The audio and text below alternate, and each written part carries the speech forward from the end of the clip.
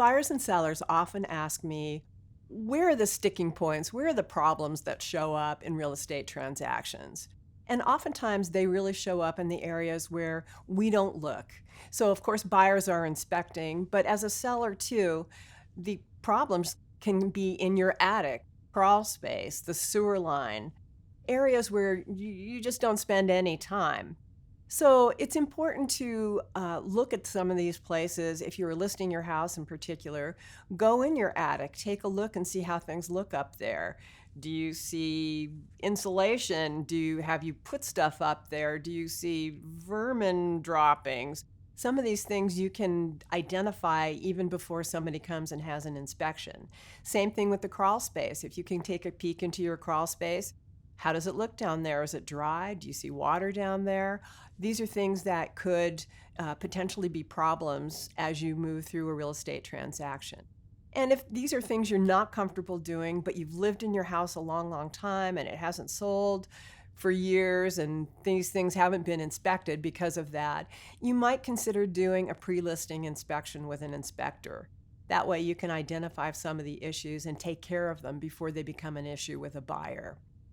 A lot of times we tell sellers to inspect and have an inspection and a cleaning of their furnace.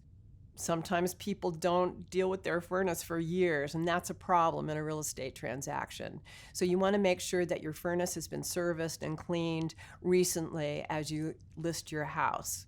The other area that can be very sticky are permits. So we don't really have a formal system for checking permits. Some inspectors will check the permits, some don't, most don't. And as a buyer or a seller, it's really important to make sure that if any work has been done on the house, or if the house has been a newer build, that all of the permits have been finalized and closed out. Most of the counties in the Portland area now have their permit histories online, but you may end up finding that sometimes they're not 100% accurate. If you have any doubts about the permits or you're seeing things online that say the permit might be open for a repair or a furnace replacement, etc., it's really important to deal with this during the transaction. You might need to go to the county and check what they have on their records and get back to the seller during the time that you have during your inspection period to make sure that these permits are closed out and paid for. If you don't and you carry on, when you go to sell the house, you could be in a world of hurt trying to get things permitted.